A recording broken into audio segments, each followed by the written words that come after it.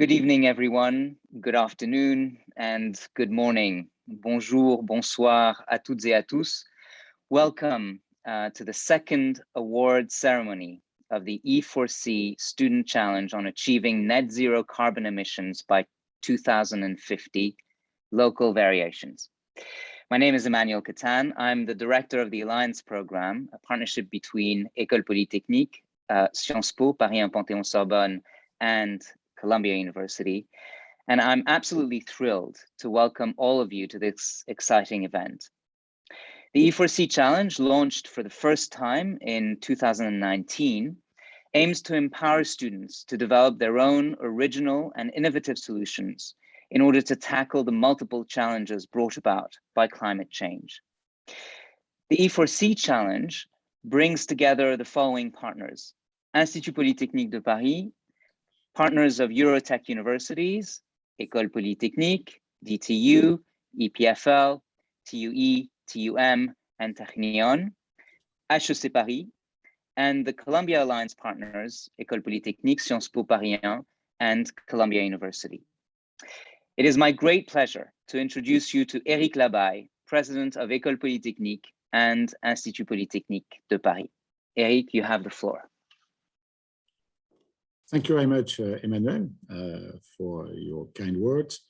And thank you to all participants who are joining us today for this virtual award ceremony of the E4C Student Challenge to address the theme that was chosen last year, Achieving Net Zero Carbon Emissions by 2050, Local Scale Actions. And I'm particularly delighted because this ceremony marks the full success of two commitments we took 2 years ago, crucial to tackle the climate issues. In particular, in the latest report by the IPCC, the school and the 4 other schools of IP Paris are more than ever committed to play their part to slow down or reverse global warming. In 2019, in honor of its 225th anniversary, École Polytechnique hosted an international scientific symposium on sustainable development, and we took 5 commitments. One of them was to ensure that all our students were going to be aware of what climate change means. Second, we wanted to create sustainable development research, and this is what became E4C. Third, we wanted also to create an international challenge to ensure students were going to tackle these issues together on an international basis, and this is what we are celebrating today. Fourth was to establish also a carbon neutral campus going forward. And fifth was also to ensure we had a certificate for our students in addition to just being aware. And so this challenge today, I'm glad to see that it has blossomed and is really the realization of one of our commitments. So after this year of work, I'm glad also to see that this success is a sign of your resilience. And I'm talking here obviously to all the participants who have been working on these projects for many months. Proof of your resilience, of your motivation in the context of the global pandemic. And this will be priceless assets in the professional world. You have been going through hard times for the past 2 years. You have managed to keep your motivation. You proved also through your final presentations how hardworking, passionate, and creative you are. I believe that the jury will gladly join me in saying that you were very impressed, or we were very impressed by the work you have done, and we already want to congratulate all of you for this. In addition, your participation and projects give us great hope and confidence for the future. First, for your own future. You are leaving this project with a rich experience, well recognized, as you were able to apply your knowledge acquired in class and develop your teamwork skills working together. And this would be paramount for your future career and for becoming a leader of tomorrow. Second, this enterprise also will nurture further research in our centers and help the future of society and sciences. Your projects have definitely deepened our knowledge in energy and climate as you explore new methods and methodologies. I would like to emphasize how proud you should be, as you can say today, that you are active contributors in helping the world achieve carbon neutrality, a common goal that most states define in the Paris Agreement.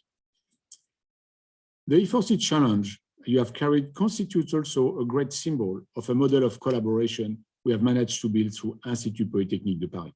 We are very proud of this challenge as it is a symbol of the strong European and international alliances that IP Paris built over the years, gathering students from IP Paris, from its schools, from many other universities on a global basis, in particular from the Alliance program Emmanuel talked about, and something new this year, also from the prestigious University of the Eurotech Alliance. For those who don't know, IP Paris was created 2 years ago now, in May 2019, with 5 schools joining together to create a globally recognized International Institute of Science and Technology. So in conclusion, I would also like to thank all our partners and stakeholders who have been part of this challenge. First, obviously, the E4C group, all the researchers of the Energy for Climate Institute, who have been contributing to build and get this challenge to work. Obviously, our institutional partners, beyond the 5 schools of IP Paris, the other institutions of the Alliance program, Columbia University, Sciences Po Paris, Panthéon-Sorbonne, HEC Paris, l'École des Ponts Paris-Tech, the Eurotech universities, Agro-Paris-Tech, and all of them, as you see, cover a broad part of the world. And thank you very much for your contribution and getting an increasing number of students to participate to the challenge. I want also to thank our company partners who have been providing a lot of mentoring. Total Energy, CEA, EDF, a lot of the academics also coming from our institutional partners. So thank you for the time spent coaching, mentoring a lot of the teams. And in particular, I want also to thank the jury for the work, listening and nurturing this challenge, and in particular, Mrs. Clonau, who was the president of the jury, and the former senior vice president for sustainable development and environment at EDF. So thank you very much to all participants, be on the jury, on the mentoring, and obviously the students who have participated. I want to congratulate in advance the winners. We'll know more in a few minutes for their work. And again, you can be proud of what you have achieved. And I may advise you to keep that energy, with interest you have been mobilizing on this very important challenge that is in front of us in terms of the future of the planet. It will be absolutely essential to expand the world's knowledge on sustainable development and help decarbonize the world. So I want also to conclude by encouraging others to join next year's challenge that is going to start soon, building on the success of this year's challenge, as I think you may also testify that this is a unique opportunity to make a difference and to bring solutions to one of the most important issues in the world. So thanks again to everyone, and I wish all of you and all of us a great ceremony. Thank you so much, Eric. Thank you for setting the stage in such a helpful and insightful way. It is now my pleasure to introduce François Willem, who is the holder of the Sustainable Energy Chair at École Polytechnique. François. So thank you, Emmanuel, for this introduction. So now I'm going to give you a brief overview of this second edition of the E4C Student Challenge on behalf of the steering committee. So the challenge was launched with a similar agenda to the previous one in October 2020. And we were actually very happy to receive the registration of about 120 students, despite the difficulties related to the sanitary condition 1 year ago. So this year, we encouraged students to form interdisciplinary teams. And this was the case of almost all the teams, as you will see. So for instance, students coming from HEC or Sciences Po mixed with students from engineering schools. So this year, there was a large participation from HEC, École des Ponts, and École Polytechnique. And the challenge was also open to more international partners, in particular TUM, DTU, from the Eurotech universities. But I should also mention that we had also many foreign students from French institutions in the participants. So the students were organized in teams with 4 to 7 members, And the subject this year was achieving net zero carbon emissions by 2050, local scale actions. And the idea was to let the students define their own challenge. So they had first to define a geographical sector or a field of activity, and then to propose solutions to achieve net zero carbon emission in this area or sector. They were not left completely alone. They were guided by a mentor. He or she was either one of their professors or an expert that we found for them at EDF, CEA, Total, or among academic partners. I would like here to warmly acknowledge all the mentors for the time they spent with the students and the very helpful, useful help they provided. So at the end of January, the team submitted a pre-project. With my colleagues of the scientific committee, we made a first evaluation with some recommendation for the final version of the project. Most of the pre-projects were already very well presented. So at this stage, we were left with 11 projects with a quite broad spectrum. Some team focused on what I would call the usual suspects of carbon emissions. So concerning the energy production, one of the teams addressed the question of how to cope with the intermittency of renewable energy. And the solution proposed was to use hydrogen for local storage. Another usual suspect is transport. And one of the teams addressed more specifically the case of the e-commerce delivery. And third important sector is the building sector. And the team addressed the question of how to retrofit old buildings to improve their energy efficiency. Then a couple of teams also addressed what I would call new suspects or new solutions. And this is the case for, firstly, for the fast-growing sector, digital sector. And the team addressed the question of the digital sector in general. And another interesting aspect was addressed by one of the team to find a solution to make negative emissions compensate for positive emissions. And some teams then chose a given sector of activity like consumer goods, the wine sector, or hospitals. And finally, a couple of teams considered a very specific geographical sector. This was the case for a given supermarket or a city in Africa.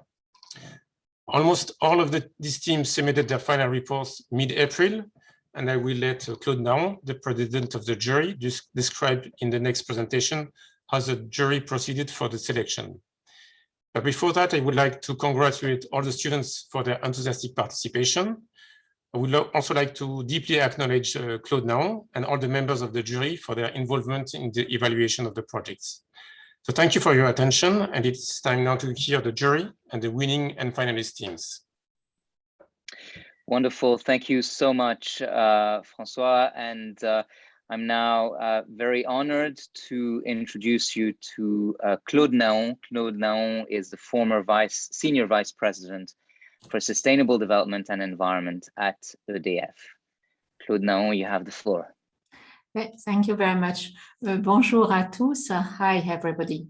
The last 2 years have definitely been difficult and unusual for everybody. In my case, I expected to get out of my routine since I retired in 2019, but not really the way it was. Thank you to Philippe Robinski to invite me to participate in such an experience, an entirely virtual jury. To look into the future topics of our planet. I had previously chaired jury, but I have underestimated the changes all that will bring to us, including COVID-19. Here we are once again in a virtual meeting, and I must say that I was impressed by our ability to build a half real, half virtual world and to learn to live with it. And I do believe we will have to cope with that for a long time now. This competition was really a demonstration of it. And I would, of course, start to thank the member of the jury for their commitment and support. They took from their time to read, wait, support the files submitted to them, And we had passionate and fascinating debate entirely from distance.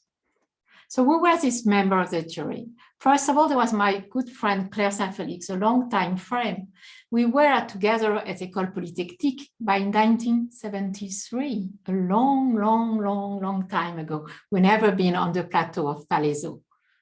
She helped me to organize the jury meetings, to make them work, and she brought a fresh and committed look on it.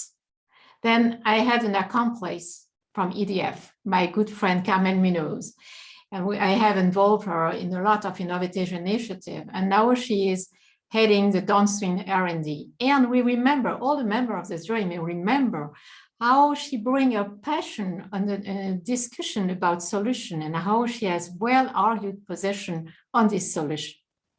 We need an economist, and it was Benoît Leguet. Benoît Leguet is a young CEO of E4CE, a well-known think tank, and I recommend everybody to follow this think tank to better understand what's going on today. I think that we need, Benoît brings us his vision to the financial and economics. And he was able to share all that at the same time that he was doing a lot of topics together, including X environment, of course, but the High Climate Council and many other things, including his skills, which were not something very usual, but which is something that now people are dealing with when they are working from distance. We need an agronomist, and I turn to Christian Huyghe. Christian is a scientist director of agriculture in INRAE. I already participated with him in roundtable on this subject a few years ago, and we need, and this is something we need deeply, to challenge students on how we are making connection with agriculture, soil, and forest. And we cannot no longer speak of sustainability or carbon neutrality without a larger view on these topics. I also asked Maria Mendelucci, because we need a business representative to know if this is feasible or acceptable. I asked Maria, she's now director of Women Business, an international coalition with speaking from businesses in international dialogue like COPs, like biodiversity or climate COPs, or in the Davos Forum. I have known Maria for a long time ago in the World Business Council of Sustainable Development. And at the end, there was my dear friend, Alice Thielnan, Director of Sustainable Development with Dassault Systèmes. I got to know her, I know Alice in her previous position, but we are now sitting at the advisory board of IDRI. And I appreciate especially a different view on sustainability and an ability to question our understanding of it. This is, you may realize, a non-topical jury in scientific matters. More women than men, and a few foreigners in it, copying my understanding of the world that our students will encounter. I would like to thank each of the members of the jury for following me on this adventure, for the time they spent on files, for the lively video discussion. And I want to thank them collectively, because we became a jury, a collective, despite the distances. And it was a fact. They are almost there today together, all of them. And I want to thank François Willem for his passion with us. We had a long discussion with him. I also would like to congratulate all the candidates to mobilize them. They were able to mobilize themselves, to work in teams in this uncertain context, and to embark the design of a multidisciplinary project. A little above ground, carbon neutrality is kind of complicated topic. We need to talk about it if we want to get out of this climate crisis. They brought new ideas and imaginative solutions, helping us to think out of the box without fear and limitation. From the 10 projects we chose to audition 4, and at the end of a very long, lively and argued debate, we decided the winner will be carbon capture, utilization, and storage in waste-to-energy power plant no emission. This is a highly technical project, which does not focus on the long-term reduction of carbon emission, but on the reuse of carbon dioxide produced by waste treatment plant. The teams offer a complete solution that ultimately relies on transforming carbon into aggregate through the use of ashes produced by waste plants. The subject is relevant and topical, less local than sectoral. The proposed economic model remains to be validated, but the issue is one of the most important today, and people are looking for an industrial solution that can be developed. One thing is that the team will need to go beyond the technical dimension, of which they have a perfect view, and to convince that their solution is viable in the long run and can be implemented on a scale large enough to be part of the solution. Congratulations to your idea and the quality of the file you sent us. And now we are to listen to you.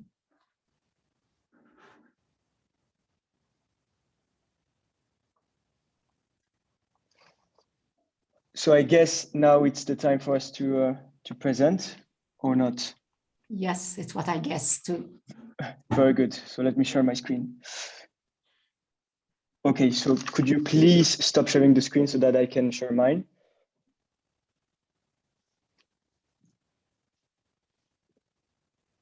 Thank you very much.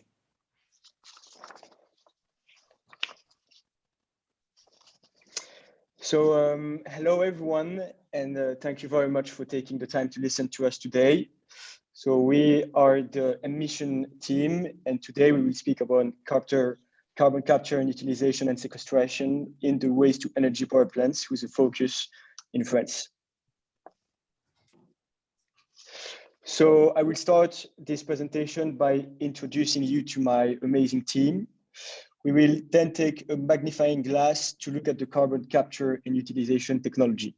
And finally, we will consolidate this socio-economic analysis of the technology.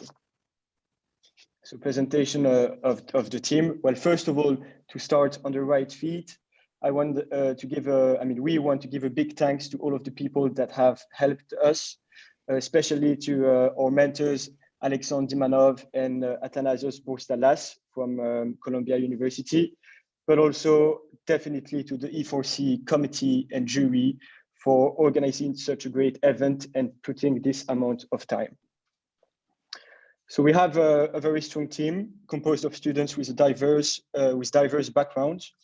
We have Elena Vulmian that studies at HEC, Emma Lombardini that studies at Sciences Po, Zoe Solomon that studies at Columbia. Actually, she does a double degree between Columbia and Sciences Po, and Juan Medina, Benjamin Cajna, Maria Betancourt, and myself, Octave van den Bosch, who study at École Polytechnique.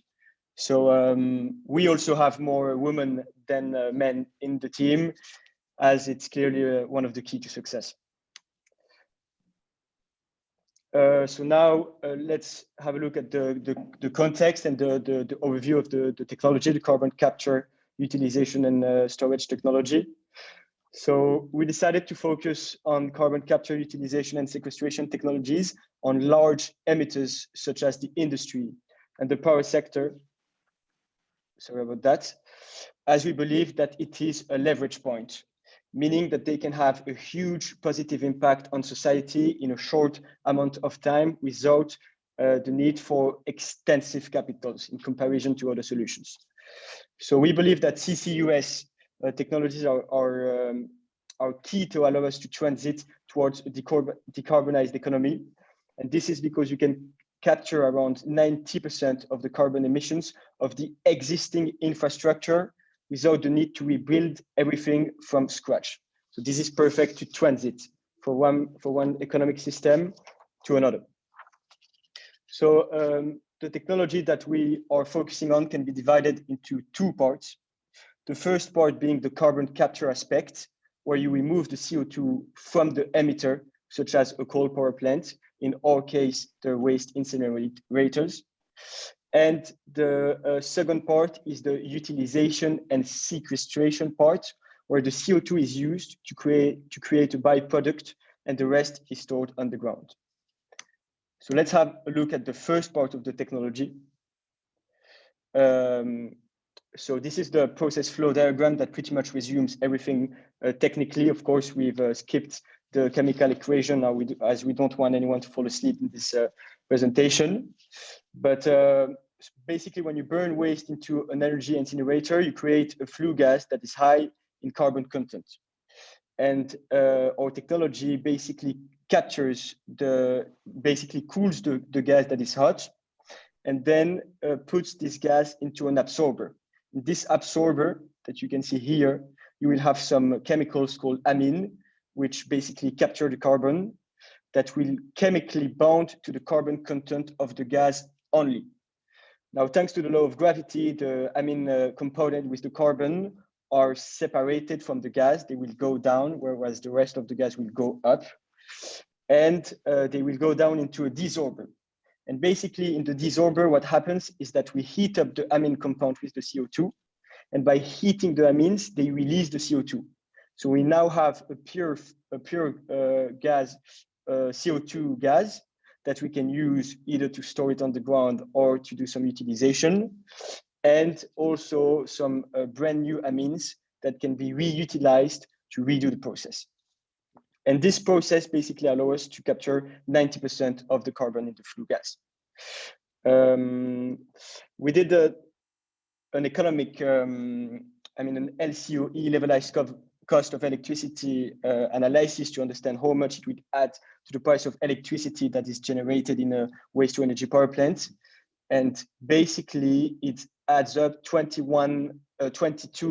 euros per megawatt hours, which represents 45 euros per ton of CO2 sequestrated. So if you have a tax that is above 45 euros, well, you have the incentive to follow those kinds of technologies. So now I'm going to give the floor to Maria, who is going to speak about the utilization and storage part. So that's the second part of the technology. Thank you, Octave, for that introduction and for the first overview of the technology. I'm going to explain the second part, which is about the utilization and storage. So our principle, it basically uses the carbonation natural process, but in this case, we're going to try to do an accelerated carbonation. What it means, we have a source of calcium or magnesium, but in this case, we're going to use calcium, which is going to absorb in a reaction the CO2 emitted from the incinerator. And finally, we will get to form limestone or calcium carbonate. Obviously, this reaction depends on different factors like the water content, the compaction pressure and the temperature, and obviously the solid composition of the calcium source. Okay, this is the whole overview of how our process works. So the first part, we have the municipal waste, in which we generate three different flows. We got the sustainable energy that is produced and co-produced from the incinerator. Then we have the flue gas, the CO2, which is the main concern here that we are trying to avoid, to emit. And finally, we have hazardous waste that in this case will take the form of bottom and fly ash. Our system, what it takes is it's gonna take the CO2 flue gas and it's gonna also make a circular economy model using the hazardous waste that, as I said before, is the ash. And then at the end, we're gonna be able to produce a tradable product that in this case is gonna be a carbon aggregate that could be used to enhance the concrete properties. This is a general overview. As my colleague Octave said before, here you cannot see the whole detail, but the idea is just to give a brief summary. So in the first part, you got the water. It's very important to water the calcium source to increase the absorption process. That's the first unit you can see. Then this solid fluid will go to a carbonation mixer that works like a reactor, in which you will get the solid that I mentioned before, and a CO2 flux that has been before stored in the amines. Now the CO2 will react with this solid fluid to make happen the carbonation. This will happen in the ingredient mixer. But as you can see, we have CO2 feedback to increase the efficiency and the yield of the reaction. Finally, if we want to improve also our yield, we should add more material to increase the reaction. And as you can see, we also have the cement and fine sand storage. Will get mixed with this, and then at the end we will simply dry this material and get the aggregate pellets that's going to be used for the cement, for the concrete enhancement. So, but the question is it viable? Well, we have made our calculations and we can get 2.78% of the input weight of the waste. This means that we can get around 9,000 tons per year of calcium. That is the potential. And to, as I said before, to enhance the reaction, we have a recirculation because we have proved that the output and input ratio is about 20% in weight measurement. To increase this, as I said before, you should add another calcium or magnesium source. Finally, talking about the economical point of view, the carbon by itself is not feasible. However, if we include that this process will leverage different costs, like, for instance, in this case, the disposal of hazardous waste as the ashes, then we can get that actually it could be a very feasible alternative. However, to actually make this work in both environmental terms, let's say just to sequester more than 90%, we need to combine it with different technologies. And also it having to account how much we are avoiding to pollute in a landfill. So this is the second part of the process, that is the carbonation. And now my colleague, Zoe, is gonna explain us more about the economic and social analysis. So the floor is yours, Zoe. Awesome. Thank you so much, Maria. Thank you so much, Octave, for such great portions of the presentation. Now we move into another side that a lot of people are interested in, which is the complete socioeconomic analysis of the technologies that we're presenting.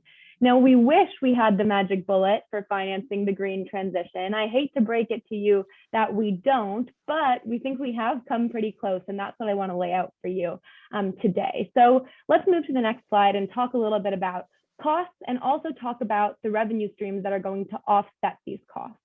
So if we look at the top portion of the slide here, we see costs broken down into two components that really match up to the two technologies or two components of the technologies that we propose.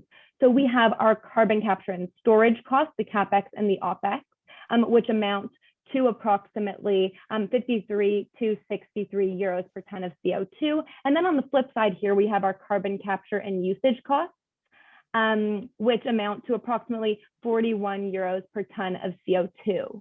And that brings us to total costs relative, excluding the small details that we of course have taken into our detailed calculations, of 102 euros. Now, the big question here is, okay, great, we can have this money maybe and finance these technologies, but how in practice do we build the pillars of finance? And that's what our project, that's a field in which our project is really innovative because we have these three streams. Firstly, we have our cost savings, and cost savings represent a really significant part of the funding for these types of technologies. That's because when we don't send fly ash and different types of bottom ashes in the plants to landfill, but rather utilize them in a more circular process, we save a lot of money, particularly 120 euros per ton are saved when we avoid sending of fly ash to landfill, and 83 euros per ton are saved when we avoid sending that non-hazardous waste, the bottom ash, to landfill. And when we average that out over a ton, over what we find typically in this type of incinerator, we get to about 90.4 euros per ton of cost saving. So actually, by using our technology, we're saving money and improving financially from this baseline that we're seeing right now. All right, that's revenue stream 1. Let's move to revenue stream 2, which is the valorization component, another component that's really unique to a technology like ours, which takes into account this circular component, this usage component. Now, we propose, as Octave and Maria have explained, to turn these aggregates and use them in the construction industry, use them in the cement industry. And the value of the aggregate that we produce there is about 8 euros per ton, which is competitive with the prices that we see on the market right now. So that's our second stream of revenue, which we think is going to be quite important as the technology scales into the future and as demand continues to increase. Actually, a fun fact is that the market size for construction aggregates is expected to increase by approximately 30% from 2019 levels over the next 6 years, which is huge. All right, so enough about valorization. Moving to our final level here, which is the subsidy component. Now, many people don't think subsidy is a sustainable form of financing, but we're here to say that it actually is, because I want to give you guys an idea of how much subsidy we need, which is really not very much right now. Now, the remaining cost for break even is 3.6 euros per ton. If waste to energy were integrated into the European trading scheme, the value per ton of CO2 that could be received for a program like this would be about, at the time of our presentation back in May, 40.8 euros per ton. Now, that's many times more than what we need to compensate for here in the subsidy component. So ultimately, we firmly believe that these 3 streams of revenue really can offset our costs, if not turn this into a profitable solution, especially as we scale and especially as the technology becomes more cost efficient upon expansion. We can move to the next slide, please, Octave. Great. Now, we won't bring you into all of these details, but there are a couple strengths, opportunities, weaknesses, and threats that I do want to highlight. So firstly, in terms of strength of our project, which we personally think is quite a great proposition, we really think this project's strong when considering circularity and the ambitious scale of climate change mitigation efforts that are needed to, quite frankly, save the planet.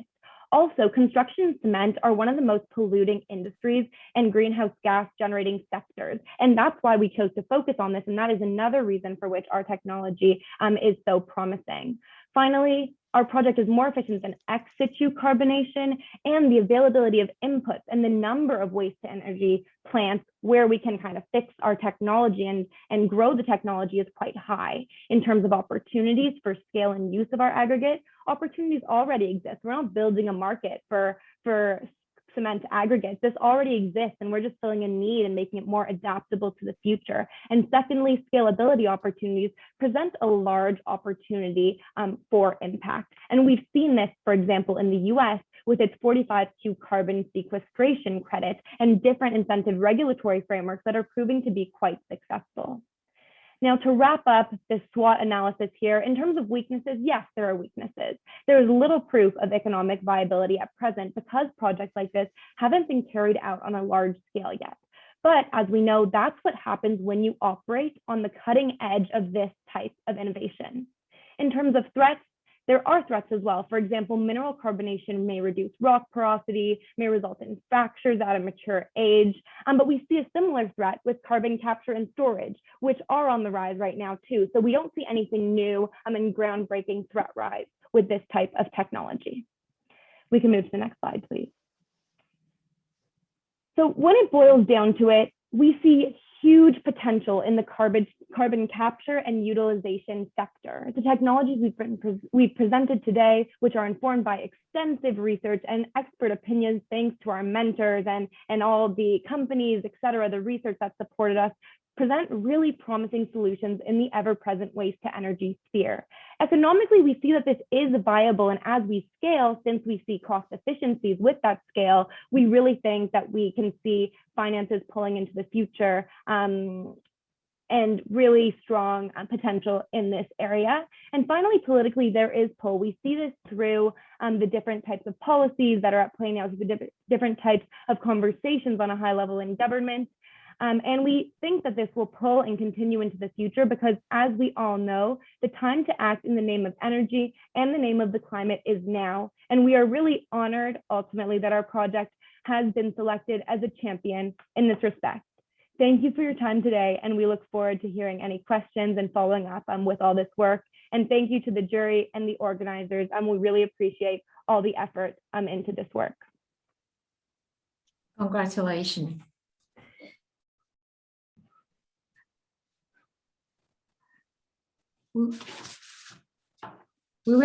Congratulations for all that. We were really seduced by the strong technical aspect and the short-term solution that you presented to reduce CO2 and to remove it from the atmosphere.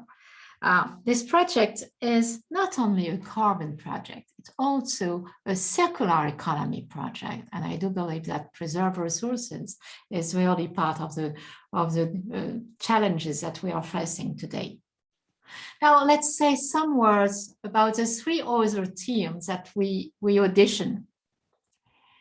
We were, as a jury, immediately seduced by the diversity of the team. Diversity of profiles and school, diversity of nationalities in this world which seek to keep this open-mindedness.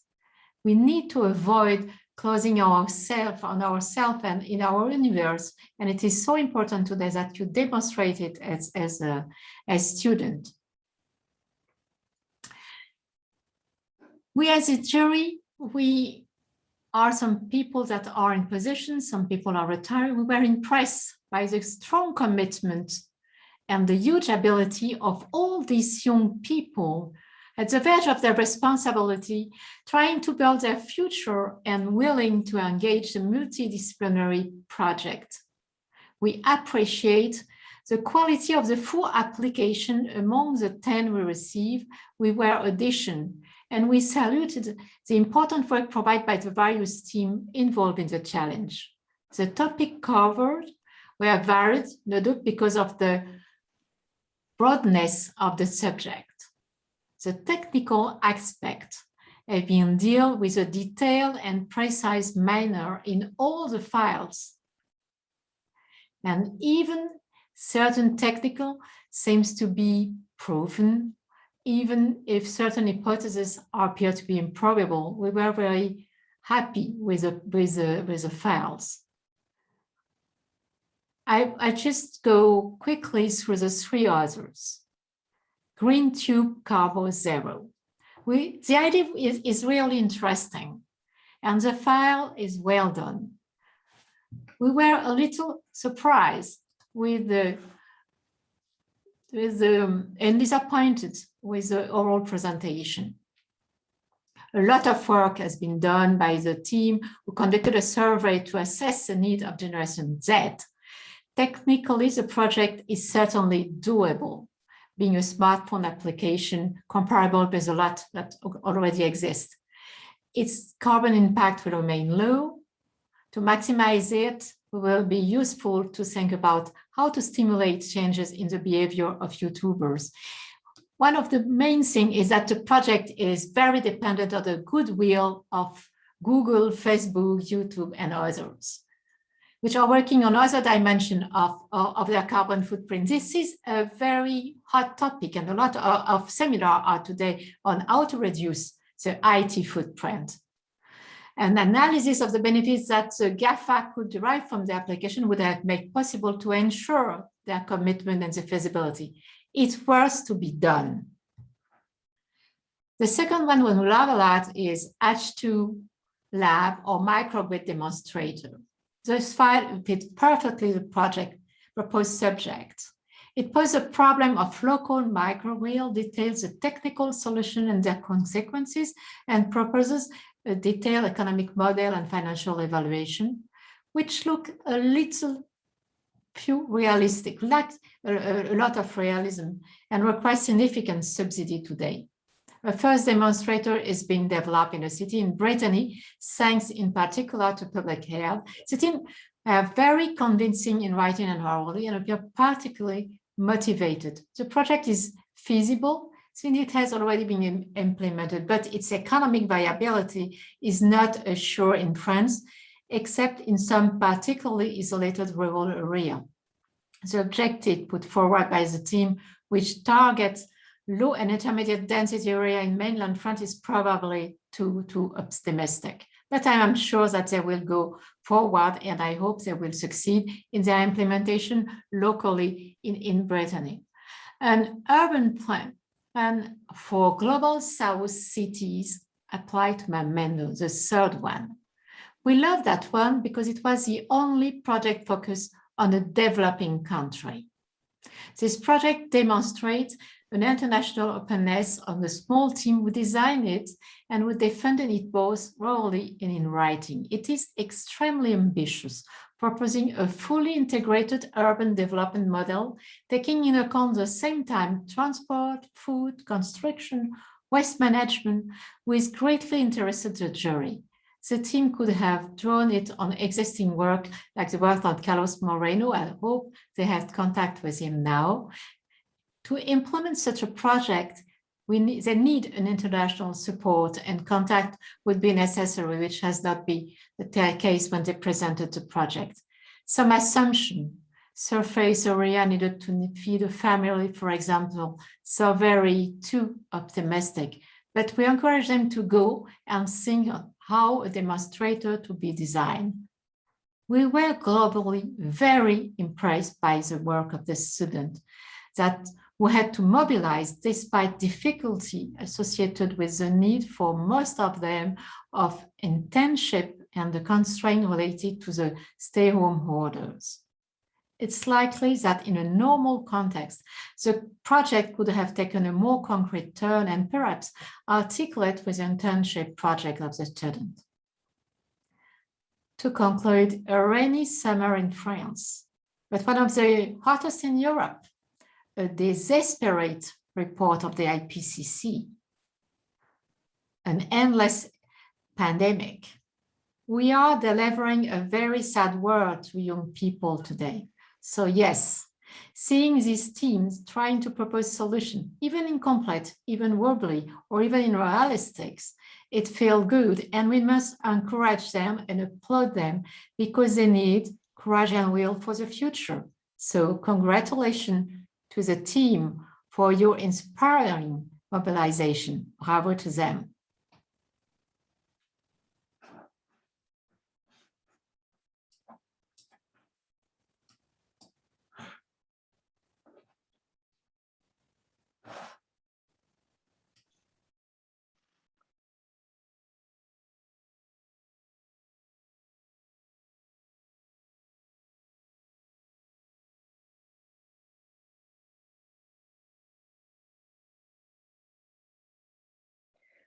Wonderful. Thank you so much, Claude Naon, for these presentations, and congratulations to all the winners and all the participants again.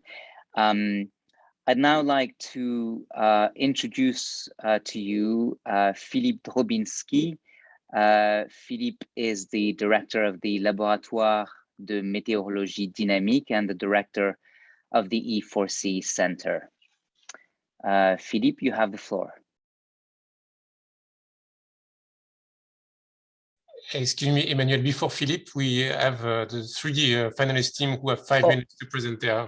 My apologies, my apologies. So I thought that that's right. That's absolutely right. So please go ahead.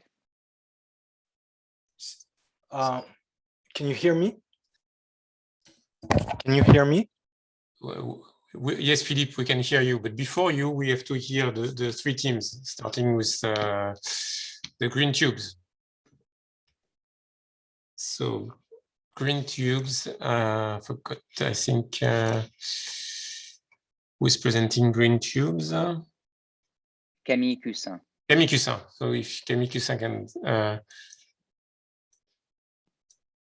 turn her camera on and show her presentation.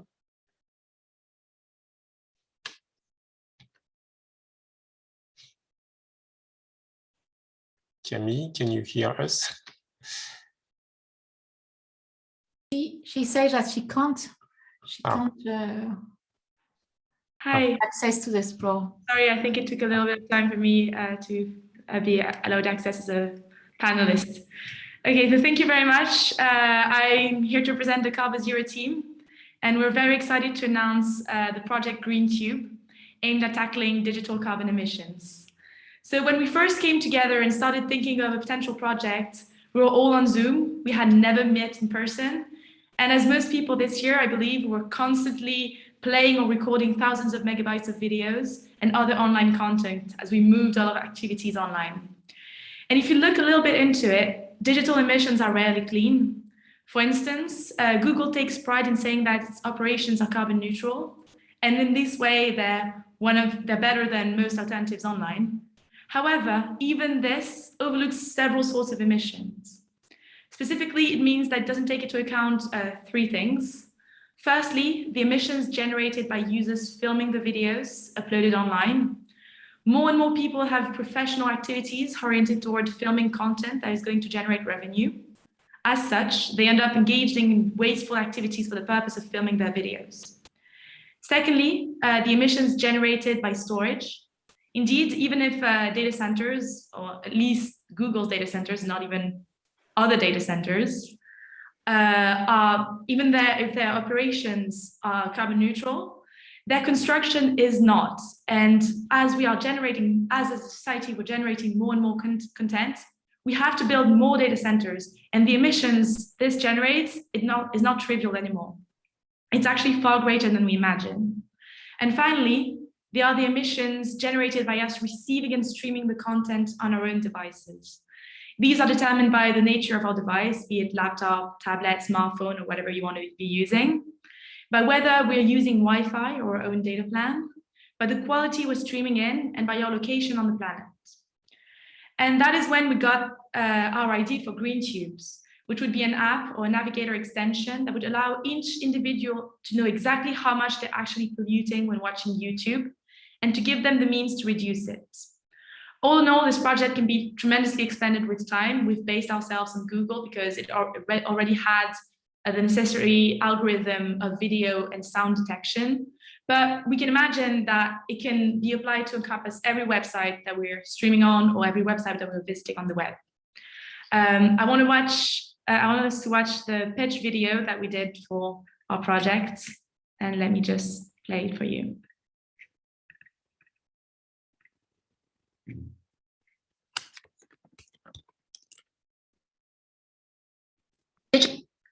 Ever-growing industry, taking more and more space into our daily lives as its technologies are being developed. As such, the emissions it generates are ever more important to consider. Research has shown that the tubes, that is, streaming websites, represent around 4% of digital greenhouse gas emissions. However, these emissions are hidden beneath the surface. For instance, would you be able to tell which pollutes most between driving your car to work every morning or watching your favorite YouTube video once a week? Chances are, these are more or less equivalent. So, do you really know how much carbon emissions you generate when watching YouTube? This changes now.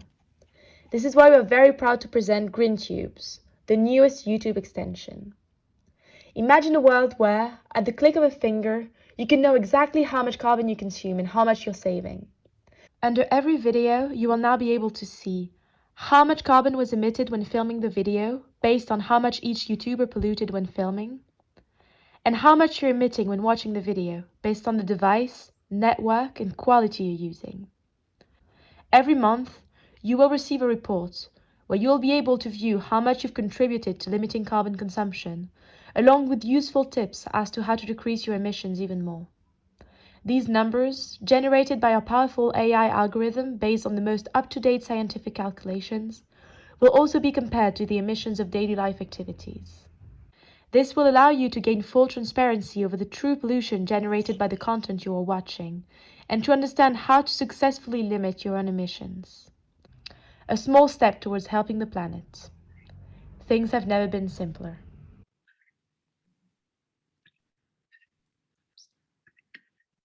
I hope you can still hear me.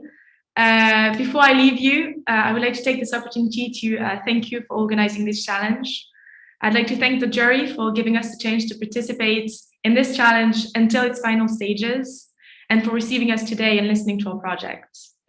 Finally, a special thank you goes out to Hervé Bersegol for agreeing to be our mentor and for passionately accompanying us on this journey, providing sensible and extremely valuable help. Thank you all for listening.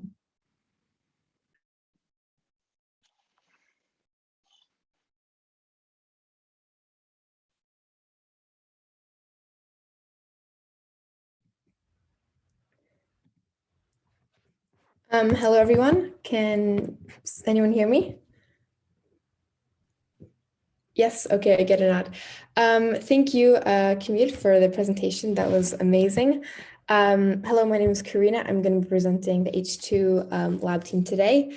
I just wanted to start off and say it's been so fulfilling and inspiring to finally see what the other projects or the other teams have been up to this whole time, knowing that we weren't the only team working late at night on Zoom on the E4C project. So really inspirational.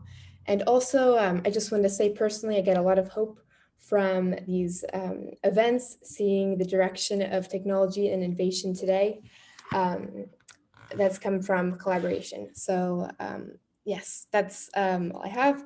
I'm going to present who we are, the H2 Lab team. Can everyone see my screen? I assume that everyone can. So we are the H2 Lab team. Tom and I are personally Sciences Po students. We helped with the economic and societal aspects of the project. And then the three below are the engineers of the team, with Vincent being our leader. And then we have Philippe, who was our wonderful mentor. And you guys are probably wondering what is going on with the blue background and all the bubbles going on next to our faces. And that's hence the title. We are the H2 Lab team. The premise of our project is being able to reimagine using renewable energies, using hydrogen as a form of storage.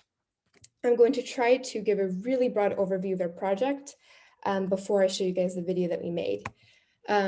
So here we call is our hydrogen microgrid. In essence, I'm going to show you on the left versus on the right photo of the image. On the left, we see this microgrid, and it receives its energy basically from the city, as you can see from the arrows going through.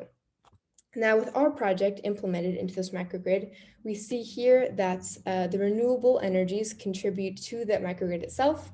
And this is shown by the arrows not just going from the city, but going back into the grid, so that this microgrid achieves autonomy and is able to contribute. And this can all be done because of the solved intermittency by the hydrogen tank. That was a lot of information, and that is why I would like to invite everyone to check out our video or check out our Facebook or LinkedIn page, where we will be more precise in it, because we're really inspired to really go forward with this project, and we'd love if anyone had any ideas, would want to collaborate or anything. So I will share my screen so I can share our video. Our 2-minute video really quickly. Let's see. And I'm going to ask if everyone can hear. Could I get a nod from one of the members to see if they could? Okay, yeah. Great. Hopefully playing.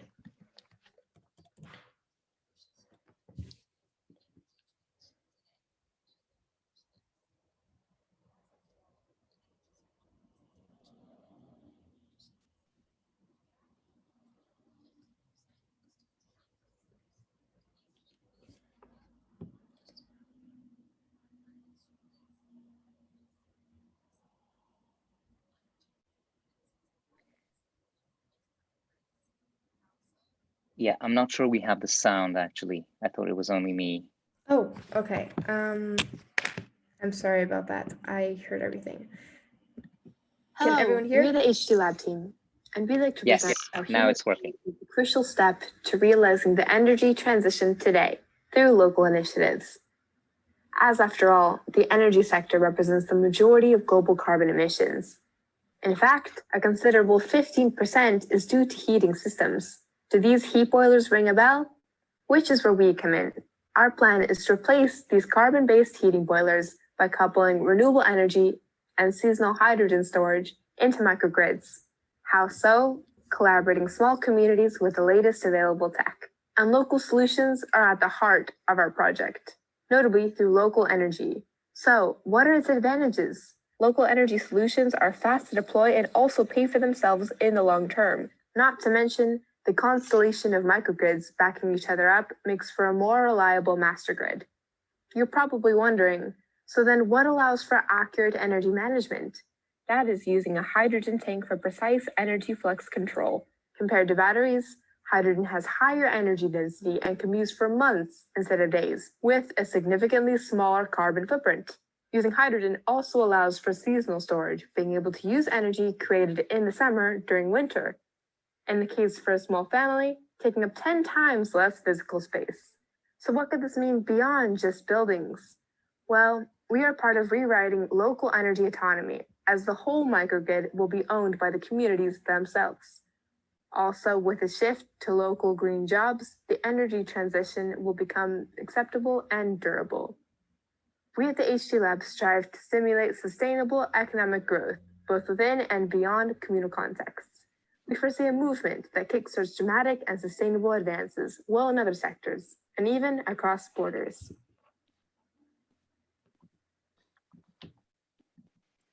Okay, that was it for me. Thank you very much.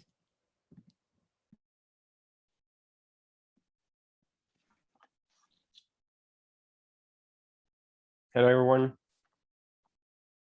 I'm going to start with sharing the pitch, and then I go on with the presentation.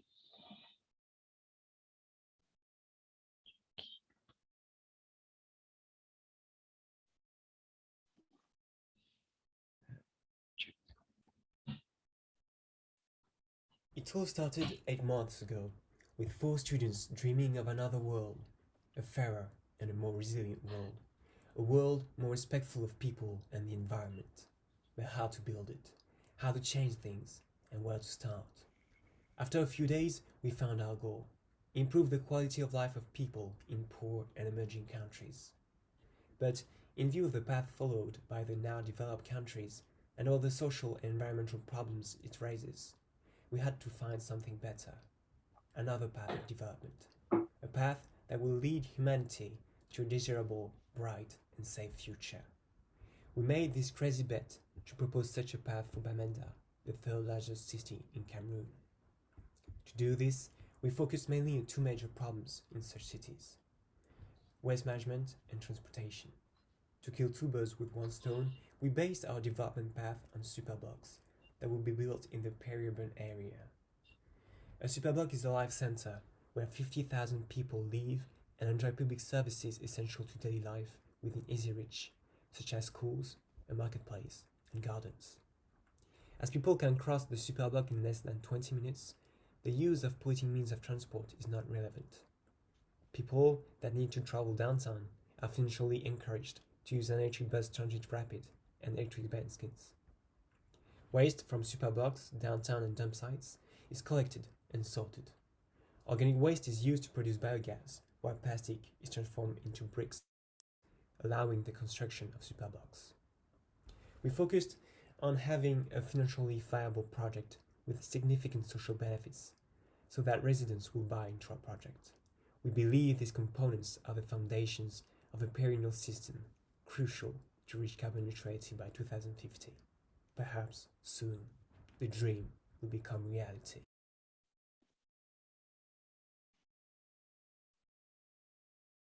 All right, so that was our pitch. I'm gonna do it in a little bit more detail now with the presentation.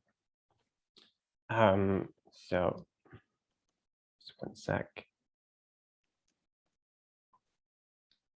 Check.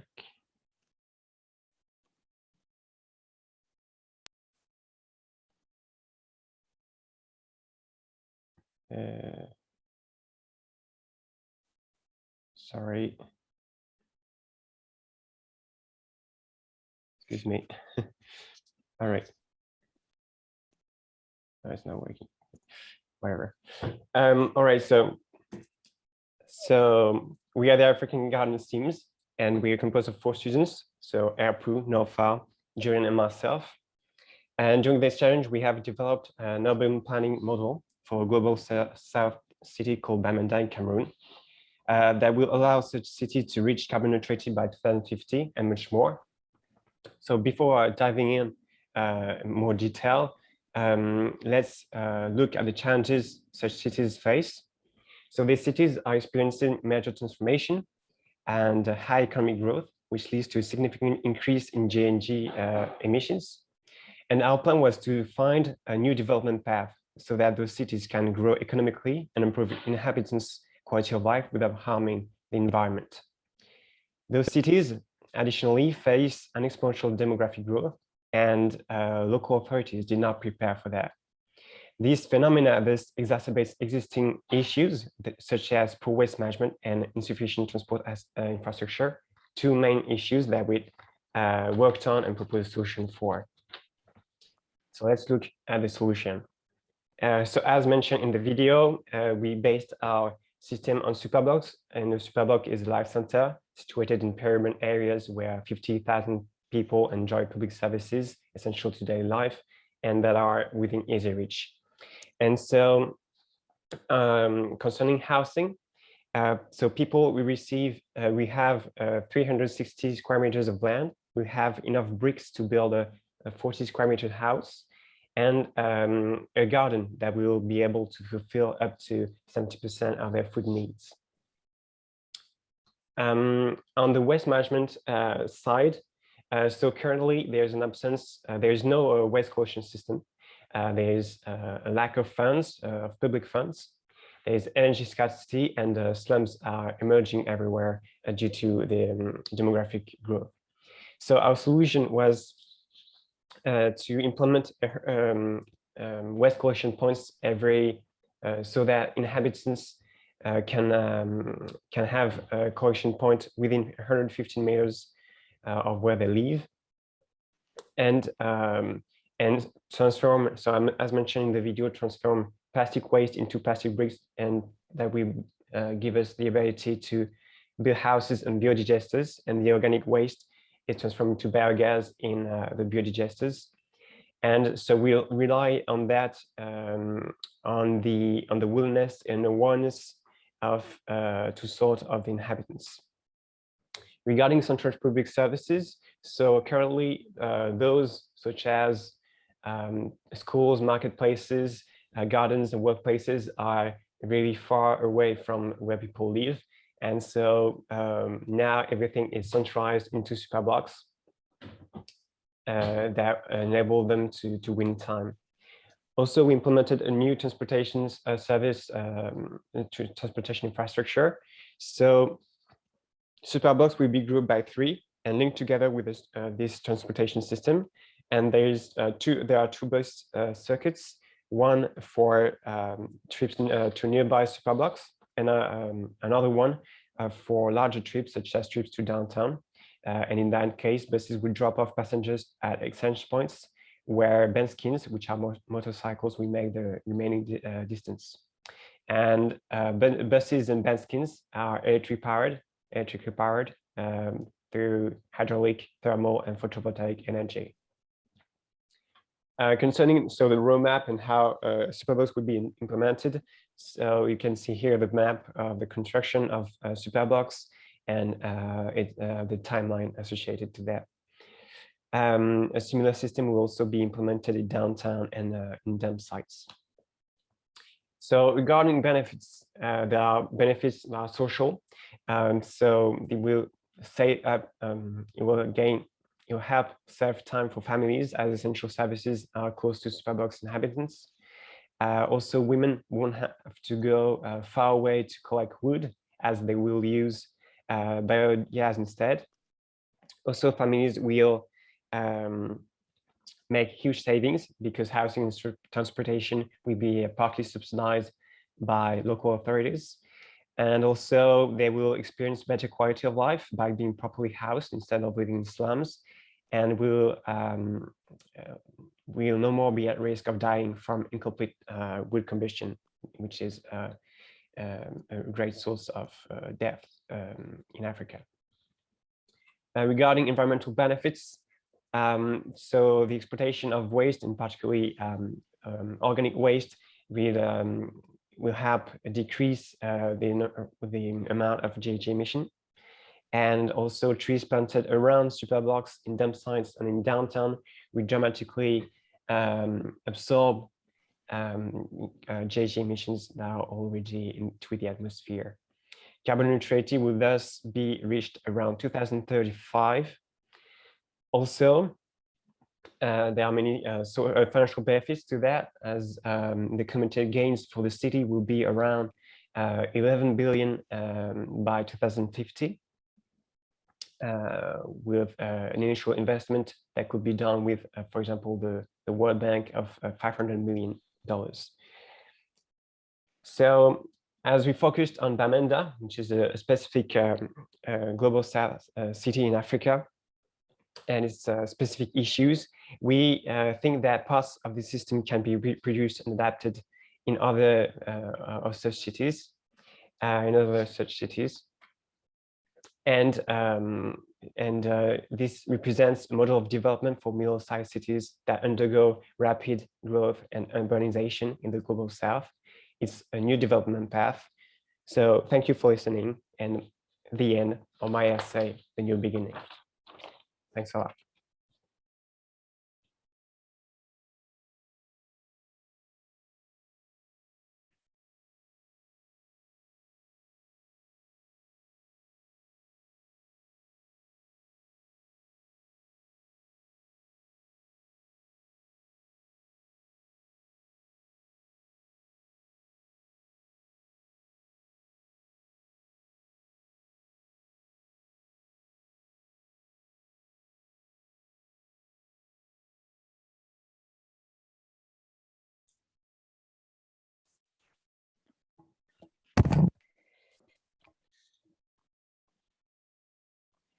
Thank you so much. Thank you so much for these presentations, and thank you everyone for your participation in E4C. These are very, very impressive projects. I'd now like to pass the floor to Philippe Robinski, who is the director of the Laboratoire de Météorologie Dynamique and director of the E4C Center, who will make the official launch of the 2022 E4C Challenge, and will say the mot de la fin as well, I hope. Philippe. Thank you, Emmanuel. First, dear students, it was a really great pleasure to experiment this second Energy for Climate Challenge with you. I would like to thank personally all the groups for their motivation, commitment, seriousness, and for the quality of the projects. And of course, my congratulations go to the winning team. So what takes the award for the finalists and winning teams? So because we are a higher education establishment, we offered finalists the book Pour une poignée de degrés, which derives directly from an original experiment carried out on the occasion of the COP21. First, it is a collective photographic exhibition on global warming. The public was then invited to participate by offering their own photographs, and all this material collected over a year gave birth to this book, which continues the momentum started on the internet and during the traveling exhibition, and which comes at the right moment just before the COP26 to be held shortly. For the winning team, so next slide, I'm not sure I can, okay. For the winning team, the prize takes three forms. So first, we offered 2 additional books also in relation with the environmental challenges the E4C Center aims to address. Second, we will publish the winning project and disseminate it via the website of the Energy for Climate Center and possibly other editors.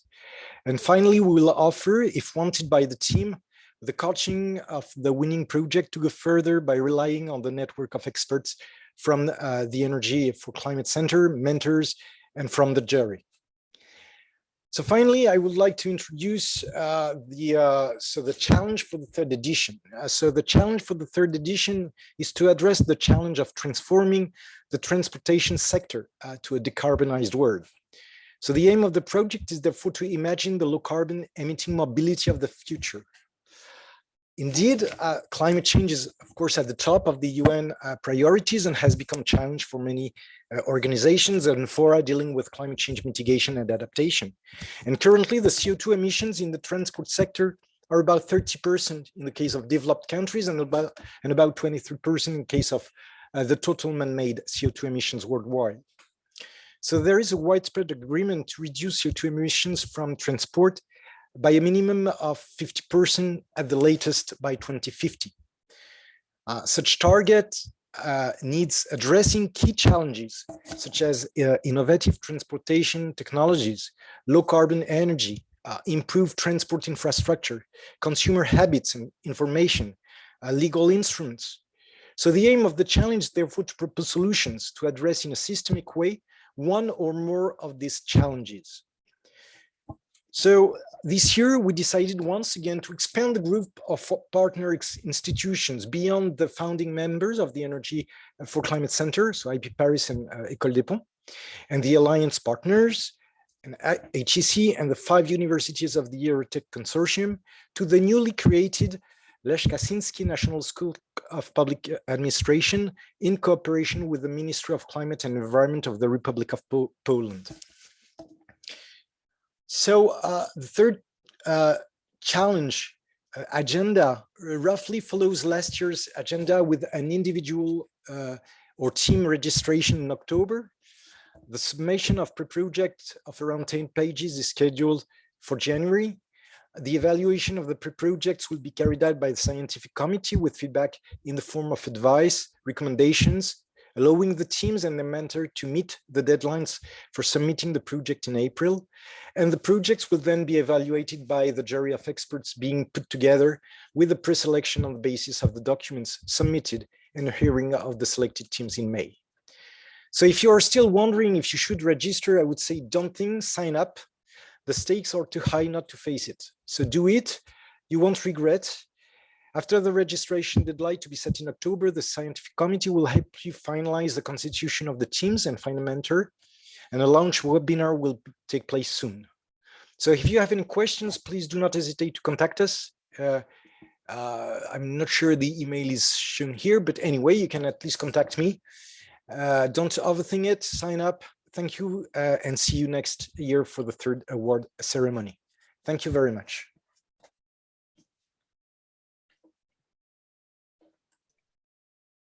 Philippe, Emmanuel a dû nous quitter, donc c'est à toi de dire le mot de la fin. Oh, well, first I would like once again to thank all the team, the jury, part of which is connected to this webinar. Of course, I hope we have also students that will sign up immediately for the third challenge. And of course, Eric Labaye and all the supporting institutions of the E4C challenge.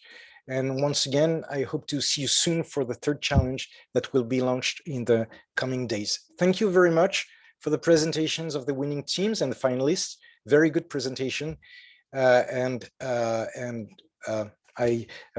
wish you a very nice evening and see you very soon. Thank you very much.